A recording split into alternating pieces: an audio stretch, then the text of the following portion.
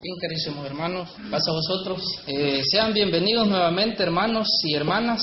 Vamos a tener una escuela muy entretenida en esta mañana, ¿verdad? Espero que hayamos leído un poco, ¿verdad? Porque es importante para comprobar lo que aquí el enseñador va a decir. Piense que se siente que uno aprende más cuando a veces hemos leído con anticipación.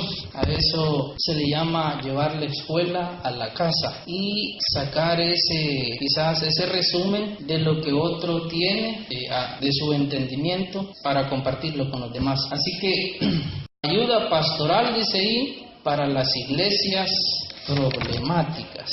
Es bastante grande el título. Vamos a tratar de resumir, ¿verdad?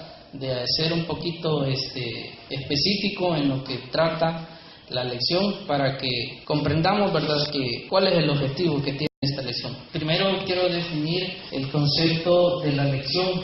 ¿Cuál es la intención del título? Tomando en cuenta de que desde el concepto ayuda se refiere a la aportación de herramientas e ideas que facilitarán el trabajo que se me ha encomendado. Esa es una ayuda. En este caso, específicamente para la tarea del ministerio, del servicio, de la enseñanza y la formación de todos los creyentes. En este caso, en nuestro tiempo, a cada uno de ustedes. En el caso de Tito y Pablo, Pablo es el tutor, como ya se ha dicho en muchas ocasiones, de Tito, como lo fue también de Timoteo. Así es de que Pablo primeramente hace empoderar a la persona de Tito. ¿Qué significa empoderar? Darle facultades por las habilidades que Pablo vio en su persona. Esta palabra de empoderamiento, voy a ponerla aquí y explicarla para que empoderamiento. Esto, hermano, tiene que ver con la capacidad que aquel hombre, por naturaleza y por su formación dentro del ministerio de Cristo, a través de Pablo había recibido. Entonces, dicho de otra manera, él pasó esa escuela al lado de Pablo para poderse postular a ser líder o dirigente de la iglesia en Creta, que es una isla del mar Mediterráneo, de hecho la más grande de ella. Ahí pues Pablo pasó y fundó ahí la iglesia, como en otras islas que también Pablo visitó. Entonces Pablo, habiendo recibido a Tito en muchos de las visitas que hacía, el libro de los Hechos lo menciona, en el cual se dice que Tito había entrado a conocerse con Pablo siendo de Antioquía y aparentemente fue al segundo viaje misionero con él. Lo cierto es que yo quiero resaltar de por qué Pablo le da empoderamiento, que significa confianza, entregar esa libertad de decir: tú eres capaz, tú estás preparado, debes hacerlo, es importante que lo hagas y debes hacerlo de esta manera. Entonces, ese es empoderamiento, darle esa herramienta de decisión, esa facultad de decir: tú puedes, tú eres la persona indicada, tú eres quien debes de hacer esto de esta y de esta manera. En la lectura bíblica vamos a ver cuáles son las instrucciones que le da Pablo en lo que él debe de ejecutar. Pero lo que debemos de primero comprender es que la ayuda consiste en que le da esa capacidad de decidir, ese poder que él debe de tomar como propio y ponerlo en acción en favor de todos los creyentes. Entonces, quizás el término de iglesias problemáticas se suena muy generalizado, ¿sí o no? Me refiero a que nos da a entender que toda la iglesia da problemas al dirigente, ¿va? O que todos los miembros le causan problemas al quien está al frente de la iglesia. Quizás no vamos a tomar así el concepto, sino que vamos a decir, hermanos, que dentro de las iglesias hay personas que tienen problemas de cualquier índole, problemas económicos, problemas de creencias, problemas con sus hijos, problemas de inclinaciones por creencias antiguas, problemas de afinidades con XY persona. Entonces, no en sí toda la iglesia en Creta era de decir, esta iglesia, cada uno de los miembros, hay problemas grandes. No, ¿verdad? Entonces, el apóstol Pablo lo que está tratando de enseñarle a Tito es facultarlo del empoderamiento y la autoridad que él debe de ejercer en favor de los creyentes, para que la iglesia pudiera crecer. Y uno de los principales objetivos de crecer es espiritualmente. No es otra de las misiones de Pablo, de enseñar a Timoteo, a Tito y a todos los que estaban a la orden de él, sino enseñarles a que su crecimiento como líderes de la iglesia debería de reflejarse en las iglesias, valga la redundancia. Entonces, hermano, quien actúa en calidad de pastor en esta oportunidad es Pablo. Él es el que proporciona la ayuda. Primero porque él es quien le dice a Tito, tú te dejé en Creta para que tú hagas esto. ¿Cuáles eran las causas por las cuales Pablo decide dejar a Tito en Creta? Voy a enumerar algunas causas que están reflejadas ahí. Deficiencias, dice ahí. Entonces, a una persona se le otorga empoderamiento por las facultades que tiene de mejorar las deficiencias. También menciona que hay personas en contra del bien común. Entonces, a estas personas les llama personas contumaces. También habían personas que querían vivir en el judaísmo, o mejor dicho, por las personas seducidas por la circuncisión. Y prácticamente esos eran los problemas que tenía que resolver el pastor Tito. Entonces, hermanos, también habían otros, por la causa del lugar geográfico en que estaba la iglesia, que llegaban de todos los lugares, ¿verdad? Habían de todas las provincias griegas, era más la población gentil y quizás no creyente, lo cual la iglesia era invadida de todo tipo de creencias. Entonces habían habladores de vanidades, dice ahí, y hay otras más que engañaban a la iglesia. Aquí los llama engañadores. Entonces esas eran las dificultades o problemas con las cuales debía lidiar aquel pastor Tito, ¿verdad?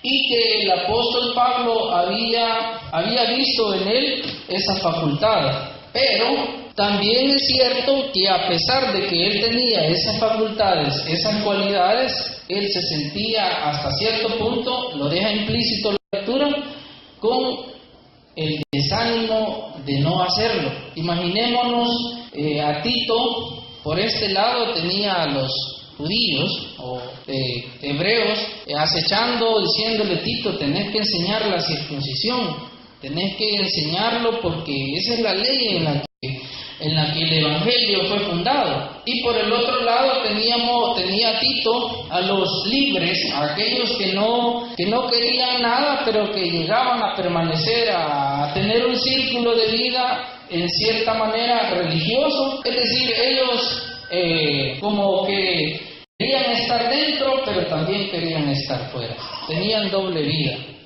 A estos tipos de personas el apóstol Pablo les llama habladores de vanidad. Es decir, querían vivir estando físicamente dentro de la congregación que Tito tenía, como también disfrutar de los bienes que el mundo ofrece. Entonces, cuando Tito está frente a la iglesia, quisiera hacer más, pero se siente, ya vamos a leer la lectura bíblica, se siente incapaz porque tiene más detractores frente a él que la gente que le va a seguir. Y así, en muchas circunstancias, la iglesia primitiva sufrió de esas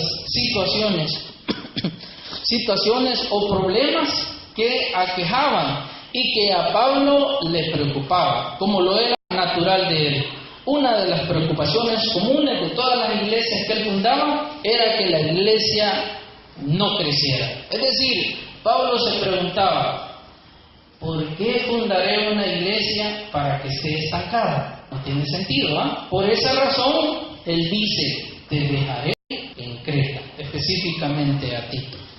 Entonces, partiendo de ahí, quiero que comprendamos que la ayuda pastoral consiste en dar esa facultad de autoridad sobre las situaciones que aquejan a la iglesia, que le van a detener en su crecimiento espiritual, en su desarrollo como una entidad religiosa, y que va a permitir que el nombre de Cristo y el nombre de Dios sea glorificado. Porque una de las causas por las cuales nosotros estamos aquí y por las cuales las iglesias fueron fundadas para que el nombre de Dios sea glorificado.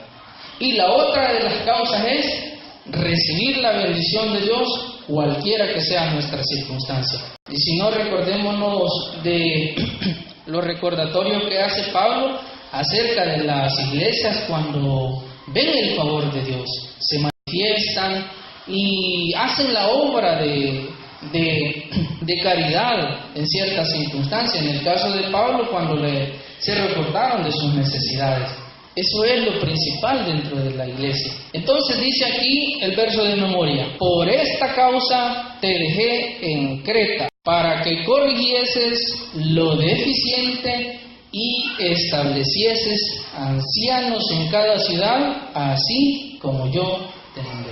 El ejemplo. Entonces eso se llama empoderamiento, dar autoridad a quien lo merece. Así que, hermanos, lo primero que debemos de comprender de esta lección, que el empoderamiento significa la capacidad de poder hacer algo, la capacidad que Dios nos concede cuando recibimos la unción del Espíritu Santo a través del bautismo. Y el empoderamiento espiritual consiste en que nosotros seamos capaces de resolver aquellas situaciones que nos aquejan por voluntad nuestra, empezando a decir, yo necesito del Señor. Ese es empoderamiento, reconocer que necesito del Señor y lo busco. Cuando yo comprendo esa parte, entonces voy hacia los demás y entonces empiezo a decir, esto necesitamos hacer.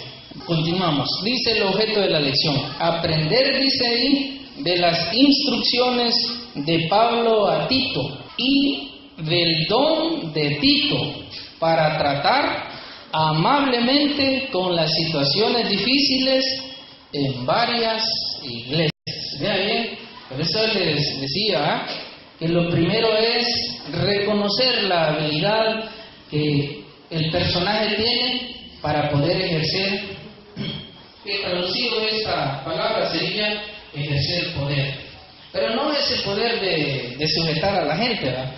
No ese poder de levantar los ánimos, ese poder de despertar el deseo, ese poder de querer hacer más de lo que podemos, ese poder de no solo hacerlo para mí, sino hacer que suceda para otros. Ese es empoderamiento en el sentido espiritual que el apóstol Pablo le está facultando a Tito. En ese ejercicio, hermanos, se crea la cadena.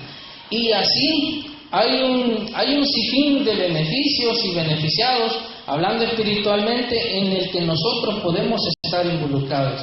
No solo por el hecho de que me bauticé, porque usted puede decir, yo estoy comprometido porque me bauticé. No, usted y yo podemos sentirlo de una manera más interna. Usted y yo estamos comprometidos porque en realidad creemos en Dios, porque en realidad deseamos de sus promesas, porque en realidad creo en su palabra que ha sido en mi vida para transformarla. Eso es lo primero. Luego el compromiso viene esa actitud literal que accionamos cuando vamos al bautismo. El apóstol Pablo lo llama que lo manifestamos en público, pero eso es solo para que el mundo lo conozca. Pero en realidad ese efecto de esa acción que tenemos se muestra cuando en nuestra vida hacemos que sucede el crecimiento, la habilidad de poder sentir que la oración mía está haciendo efecto en otro. Eso es lo que necesitamos hacer. Y eso es lo que Pablo estaba viendo que necesitaban las iglesias en Creta. Es decir, aquella ciudad que estaba rodeada de todos los problemas de la sociedad a nivel del mundo. No solo por las vanidades del mundo, sino por las creencias antiguas que ya habían quedado obsoletas.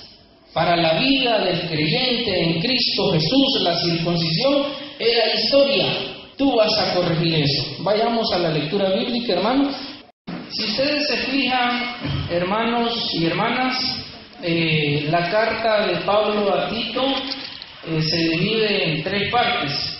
La primera parte es reconocer que Tito estaba preparado para poder establecer ancianos o reconocer a otras personas que tuvieran la habilidad de también hacer los cambios necesarios. ¿Sí o no? Ahí está el verso 5 y 6, ¿verdad? Dice, por esta causa te dejé en Creta. ¿Cuál causa? Las deficiencias, ¿verdad? Y los problemas que se dejaban ver y que estaban afectando el crecimiento espiritual de la obra de Dios. Es decir, Pablo estaba preocupado porque la iglesia que él había establecido por orden de Jesús estaba al borde de perderse. ¿Por qué razón? Por los malos pensamientos, las malas ideas, el mal pensamiento, no de todo, ¿verdad?, sino unos cuantos. Ahí menciona quiénes eran los que todavía estaban aferrados a esa antigua vida de la circuncisión y los que de alguna manera también querían introducir creencias del mundo, o mejor dicho, de esa esfera en que vivían. Entonces, vamos a dividirlo, la lectura bíblica, voy a tratar de explicar brevemente, no voy a ahondar en detalles, solo voy a plantear una situación hipotética a nuestra realidad, para que aprendamos nosotros que nosotros también, no solo Dios nos faculta a cada uno para que podamos identificar aquellos problemas que quizás otros no los identifican, sino que es facultad nuestra, es decir, de cada uno de ustedes. A veces nos pasa de que decimos nosotros, no, pero es que si no me dicen el error en que he caído, no lo voy a poder corregir. Y a veces sucede todo lo contrario. No lo corrijo ni aún aunque me lo digan.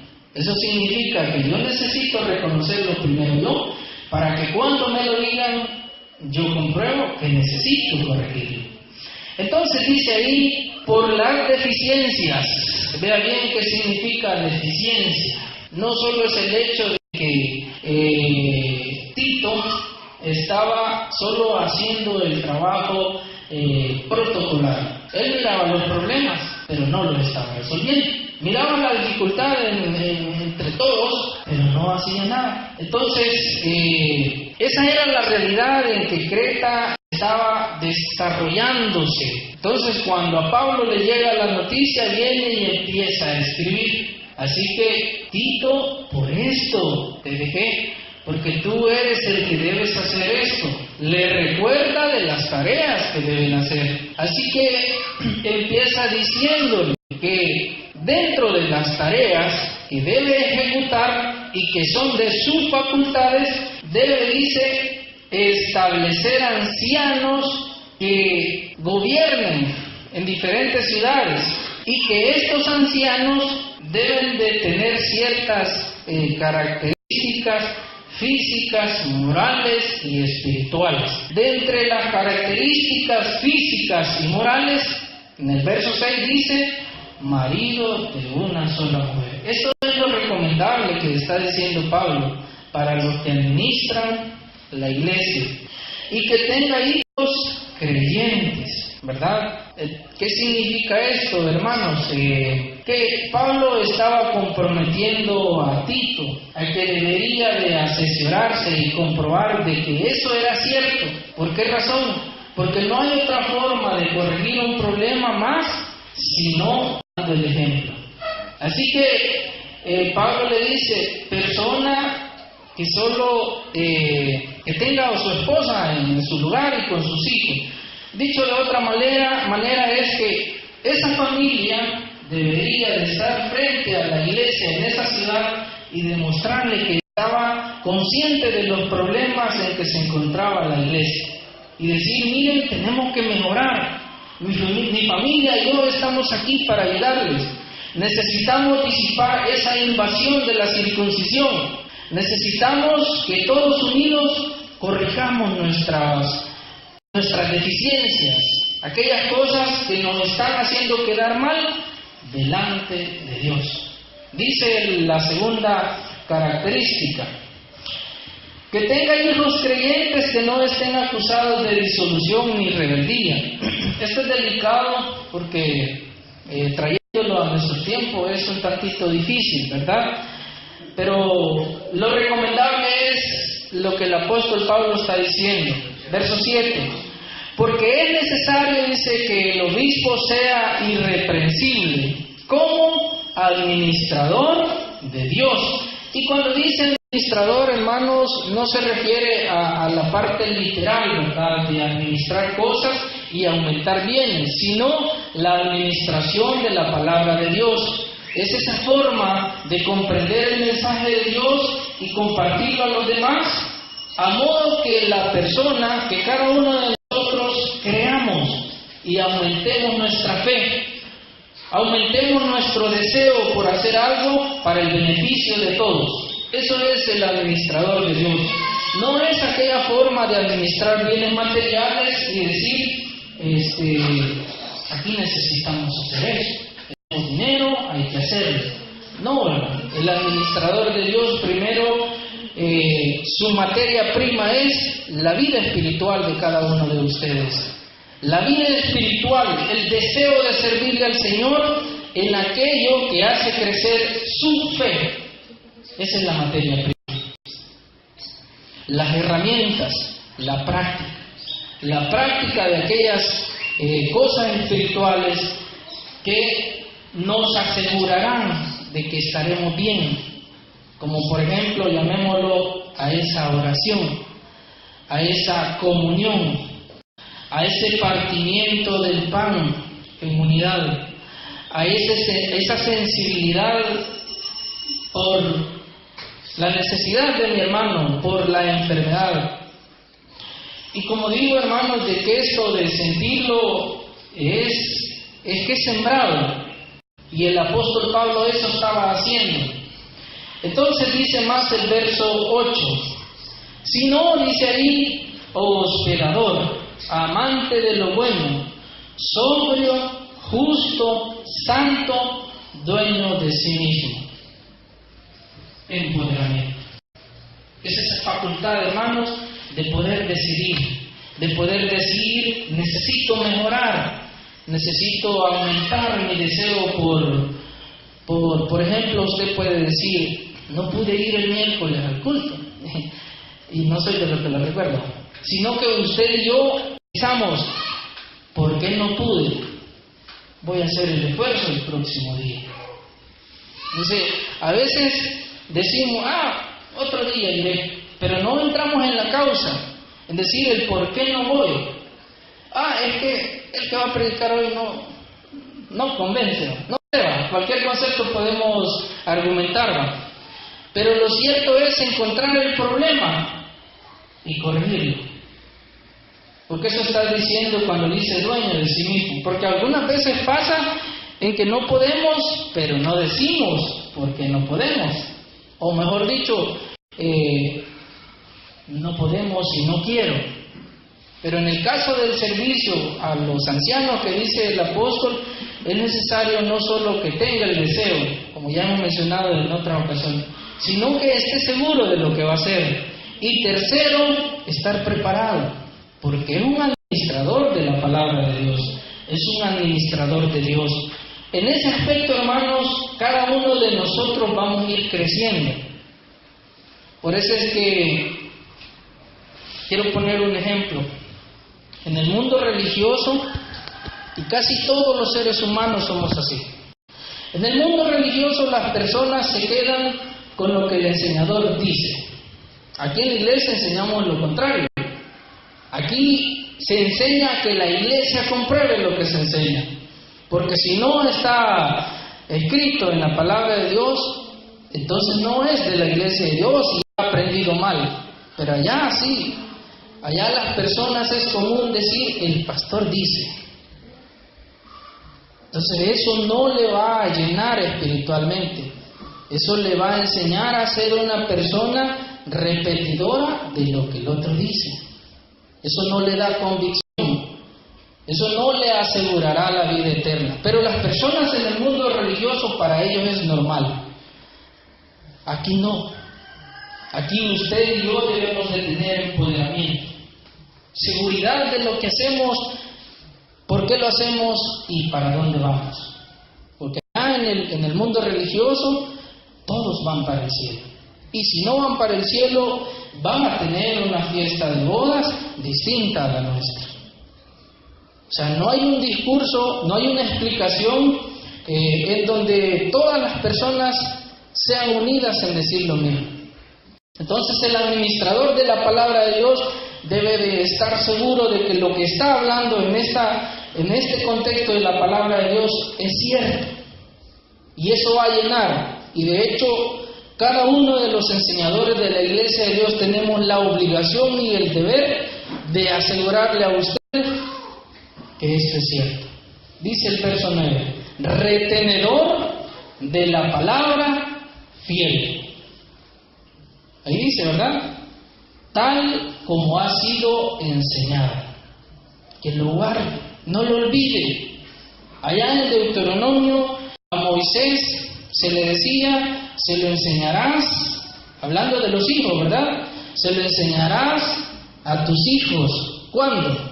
Al levantarte. Lo pondrás en los postes de la ciudad, en las puertas de las casas, al acostarse. ¿Por qué razón? Porque aquella cosa bien enseñada no se olvida. Proverbios 22:10, ¿cómo dice? Instruye al niño en su camino, en este camino. Y aun cuando fuere viejo, ¿qué pasa? No se olvidará de él. Yo lo he comprobado.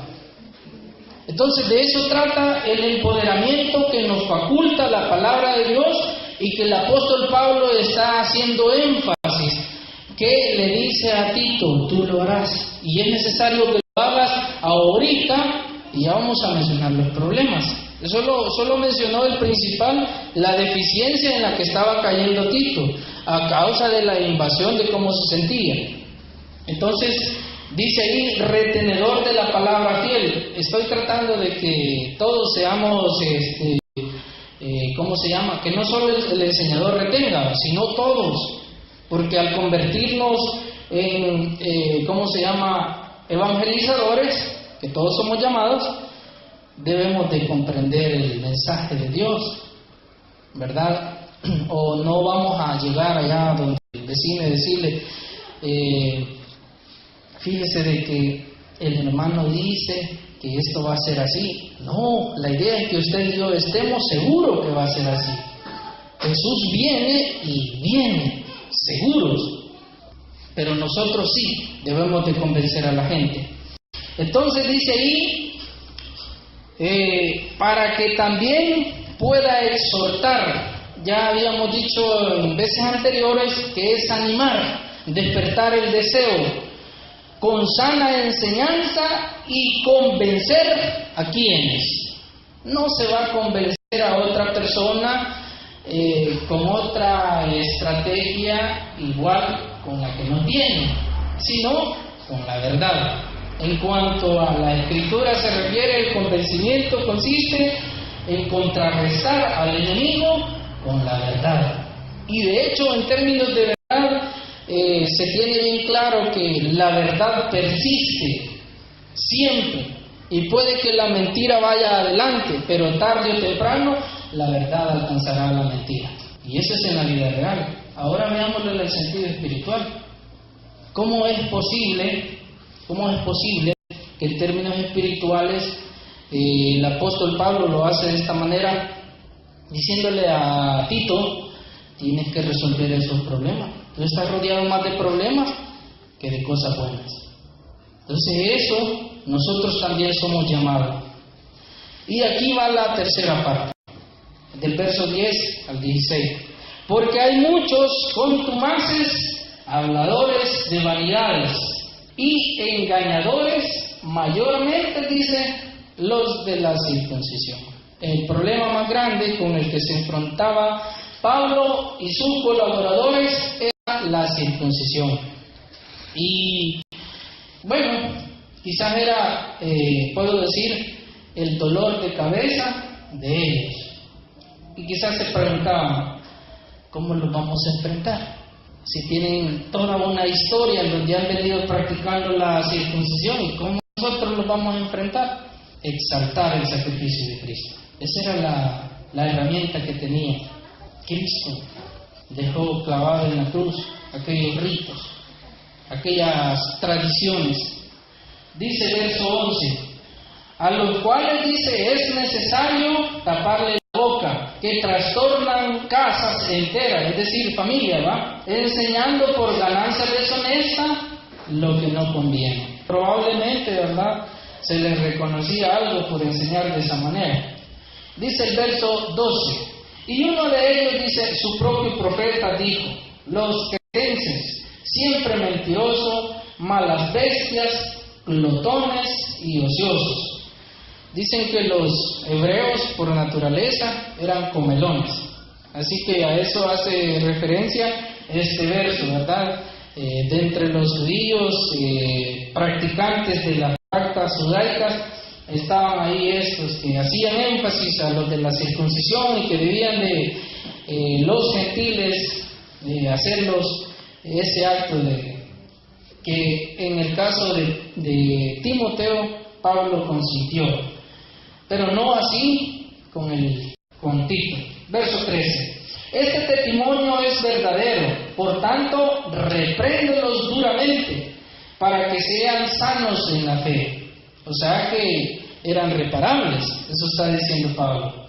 Es decir, su fe debería de estar fundada en Cristo, y esto hacerles cambiar su modo de pensar, no atendiendo las fábulas judaicas, ¿ya bien?, ni mandamientos de hombres que se apartan de la verdad, ya lo que es la Escritura, la palabra de Dios. Verso 15: todas las cosas son puras, dice, para los puros, mas para los corrompidos e incrédulos nada le es puro, pues hasta su mente y su conciencia están corrompidas.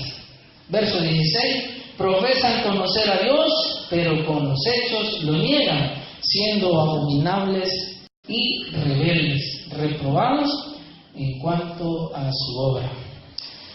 Bueno, ahí está, hermanos, ¿cómo se llama? Lo que el apóstol está mirando de lo que era la realidad que estaba asediada las iglesias en aquella isla, ¿verdad?, de Creta. El ejemplo quizás no viene quizás a comparar la situación nuestra, ¿verdad? Más sin embargo, en el sentido de dificultades, voy a llamarlo así, que sería problemas, eso siempre van a haber, hay que estar consciente. Pero lo que no debe de haber siempre es que los problemas nos saquen, porque eso sí ha pasado, ¿verdad? Muchos hermanos nuestros, quienes saben, hemos convivido con ellos. ¿Y qué ha pasado con los problemas? Solitos, ¿verdad?, nos llevan para afuera. Entonces eso no debe de suceder. Así que en el caso de los enseñadores somos llamados a si hay diferencias, a disiparlas, ¿verdad? y a transmitir un mensaje unánime, a que creemos un ambiente de amabilidad, de espiritualidad. Las diferencias entre los enseñadores, disipémoslas entre los enseñadores, porque eso nos ayudará a hacer un liderazgo fuerte. Los problemas que los líderes han tenido, y hay que reconocerlo, ¿verdad?, en términos generales, pero que también de entre ellos se resuelva. Y yo soy de los que piensan de que es necesario resolverlo, porque no podemos ir en la vida, ni en la vida material, cargando situaciones que nos afectarán en todo el desarrollo de la vida, mucho menos cuando se trata de la vida espiritual, que es la que nos lleva a esa vida eterna. Es un principio básico para nuestro crecimiento espiritual. Así que en nuestra actualidad no hay cretenses, no hay judaizantes, no hay glotones, aquí dice, ¿verdad? Hay otra clase de problemas que debemos de reconocerlos. Así que aquí la pregunta, ¿cuáles son nuestros problemas? Aquí podemos hacer una situación hipotética, ¿verdad? Es decir, una supuesta realidad. Cada uno de nosotros podemos identificarlo. Por ejemplo, como digo, es una supuesta realidad. No vayan a estar diciendo que yo digo que así es, no, sino que son ejemplos para que veamos las posibles soluciones, porque en esta situación yo voy a dar también las posibles soluciones, porque de eso trata la escuela. El apóstol Pablo le da el problema, se lo señala a Tito y le dice, esto debe de hacer. Así que pongámoslo en términos generales. La iglesia identifica las dificultades que ha tenido. A esto yo le llamo, hermanos, FODA, que sería nuestra fortaleza y nuestras debilidades. ¿Cuáles son nuestras fortalezas, hermanos? ¿Cuál es lo que nos hace fuerte a nosotros como miembros de la Iglesia de Dios? ¿Qué es lo que nos mantiene vivos? ¿Verdad? Ahí. Y las debilidades. Así que son dos cosas opuestas. La fortaleza versus las debilidades. Voy a enlistar así brevemente cuáles podrían ser nuestras debilidades y cuáles son nuestras fortalezas. Y de esa manera partir ahí nuestra decisión a hacer o las herramientas a tomar para superar esos obstáculos. Así que yo he puesto aquí una situación hipotética, repito, probablemente tengamos dentro de nuestras habilidades el coste del trabajo que nos cuesta a veces trabajar unidos. En el caso de quizás administradores, nos cuesta trabajar unidos. Puede ser también que la falta de aceptación de el uno con el otro, llámese a esto, a la aceptación de los defectos y habilidades de uno de los otros. También el exaltar más los errores de los demás que la fortaleza. Esas son debilidades. También creer, o mejor dicho, llegar a creer que estos problemas o estas realidades no tienen remedio. Como suele pasar a veces en una familia, que un padre de familia dice, no, es que el más rebelde de todos mis hijos, y lo señala, que está indicando aquel padre de familia que él es la oveja negra, y algunas veces así lo hemos aceptado, pero pensar de esa manera no soluciona nada. Así que la situación aquí sería, ¿cómo voy a lograr que aquella persona o aquel hijo mejore la conducta? Ahí es donde van las fortalezas. Entonces, dentro de las fortalezas que yo planteo es la voluntad que cada uno tenemos por superar los obstáculos, el apoyo que nos brindamos a pesar de nuestras diferencias. Es decir, es todo lo contrario de lo que he dicho, ¿verdad? Y las herramientas con que contamos espiritualmente, la voluntad con la que venimos a la iglesia y la motivación que recibimos de los enseñadores. Es decir, tenemos un equipo de trabajo que está motivando a mejorar. Esas son fortalezas nuestras. Aprovechémoslas. Eso es lo que debemos de hacer. Entonces, hermanos, nosotros podemos identificar personalmente cuáles son nuestras debilidades. Y al identificarlas, no las digo, ¿verdad? Porque no conozco a nadie sus debilidades, ¿verdad? Por eso dije, es una situación hipotética.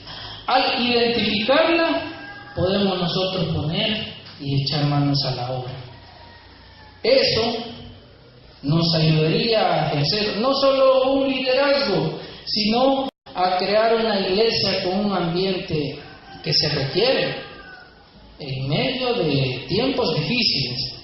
No solo estamos, y hemos dicho de hace como 5 años que vivimos los últimos tiempos, y es cierto, en términos de la historia, de lo que es acontecimientos previos a la segunda venida de Cristo, no solo estamos experimentando cambios bruscos dentro de la iglesia, sino en términos generales. El mundo está recibiendo efectos de toda índole, problemas sociales extremadamente afectantes al creyente en Cristo, problemas sociales que están devastando a familias enteras, la desintegración familiar, el desempleo, es decir, una cantidad de situaciones que cada uno de los miembros de una iglesia debe de pensar cómo los vamos a enfrentar. Entonces, a eso agregando, hermanos, y yo siempre he dicho, en términos de la observación hacia la iglesia, que en la primera década del siglo XX, la iglesia ha sufrido el desgaste más grande de la historia, no solo en nuestro país, sino a nivel del mundo. Es decir, no somos los únicos que sufrimos problemas en términos espirituales. ¿Qué significa eso? La iglesia debe de estar preparada, con el potencial espiritual, con el deseo de amar más la salvación que amar más aquellas cosas perecederas, porque si no los problemas nos ahogarán. Entonces la realidad es que los problemas son distintos a los que aquel hombre tenía que enfrentar y resolver. Nosotros, si nos vemos alrededor, nos vemos las caras y nos identificamos. ¿Cómo estamos? ¿Cuál es nuestra realidad espiritual? ¿Cuál es la confianza que nos tenemos unos a otros? O sea, usted puede ver a Jeremías y dice, ¿será el mismo que vi hace 10 años? Igual, ¿será el mismo que vi hace 5 años? O sea, usted tiene la facultad de decírmelo a mí, no ha cambiado, hermano. Sí, y le aseguro que seguramente pondremos la voluntad a querer mejorar ese deseo, o por lo menos en lo personal, sí creo que lo podemos hacer. Entonces, hermanos, vamos a ir mejorando esa parte que quizás nos aqueja. Cuanto más vayamos uniendo esas formas que nos unen, esas fortalezas que nos hacen ser uno, no las debilidades que nos separan, sino las fortalezas que nos hacen ser lo que somos, una entidad que debe de prevalecer hasta que Cristo venga. Y ese es el objetivo de enseñar, ese es el objetivo que Pablo tuvo. Creta no va a desaparecer, tú la vas a restablecer. Y esa es la tarea que él hizo. Es importante conocer de cómo percibimos el concepto de reflexión, ¿verdad? El más importante es que tomemos nuestra parte, ¿verdad? ¿Cuál es nuestro deseo de mejorar? En aquel momento Tito era el que iba a ejercer esa metodología que Pablo le estaba dando para resaltar, por la cual fue establecida. Nosotros también somos llamados, ¿verdad?, a no a identificar si somos problemas, sino a identificar nuestras debilidades. Yo así lo llamo. Debilidades versus fortalezas. Eso es lo que en realidad debemos de identificar y exaltar nuestra fortaleza.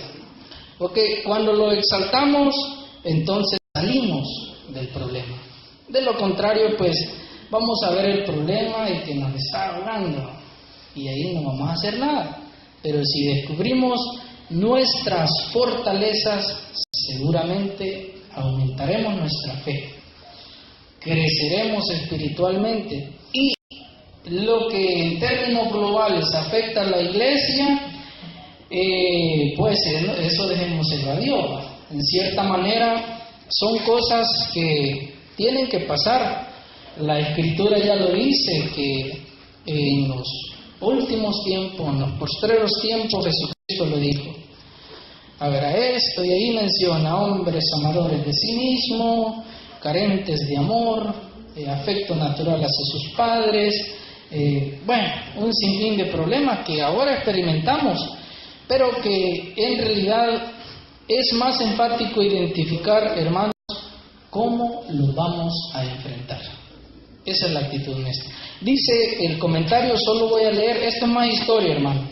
Voy a leer la segunda parte que dice, durante el viaje de Pablo, bien pudieron discutir varios puntos doctrinales relacionados a la salvación para los gentiles. Aparentemente este fue el concilio en Jerusalén.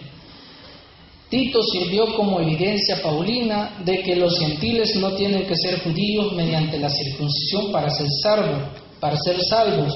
Los apóstoles acordaron que los gentiles no tenían que circuncidarse.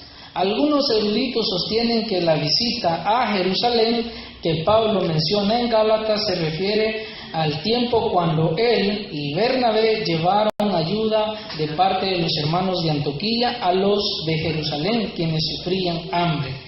Esta visita tuvo lugar antes del primer viaje misionero. Por lo tanto, si estos eruditos están en lo cierto, entonces Tito se convirtió al cristianismo antes del primer viaje misionero. Aunque Lucas no menciona a Tito por nombre, el libro de los Hechos parece ser que acompañó a Pablo durante el segundo viaje y tercer viaje misionero, siendo que Pablo entrenó a Tito de inmediato. El apóstol reconoció las cualidades, lo que mencionaba al principio, de Tito, como un líder cristiano, diligente, discreto y sabio. Cuando Pablo supo que de los serios problemas de la iglesia en Corinto, envió a Tito, sabiendo que la situación requería de un líder capaz y fuerte para poner las cosas en orden. Por eso, hermanos, yo, aunque uso esa palabra de empoderamiento, que es la capacidad de poder hacer algo bien, y no solo hacerlo bien, sino ver también los resultados. Solo voy a tocar una pregunta así brevemente. Dice aquí, ¿qué cualidades, pregunta número 3, qué cualidades debían tener los hombres que Tito nombraría por instrucción de Pablo? Ahí están, ¿verdad? Verso 5 al 7, me parece, al 9. Ahí está, ¿verdad? Eso es bueno, que quizás yo decía desde el principio que estas lecciones son más para obreros, no excluyendo a la iglesia, sino en el sentido de que la formación, la capacitación, las herramientas, las facultades, los dones que se ejercen no se van a descubrir, como alguien dice, el pato aprende a nadar en el agua, una vez se tira, pero en la vida material no es así. ¿Sí o no? La vida material no es así.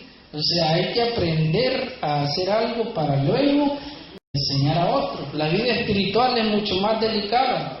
Es importante señalarlo, hermanos. No podemos comparar la formación de, ¿qué podemos decir? Un animalito, ¿verdad? Con la formación de un ser humano.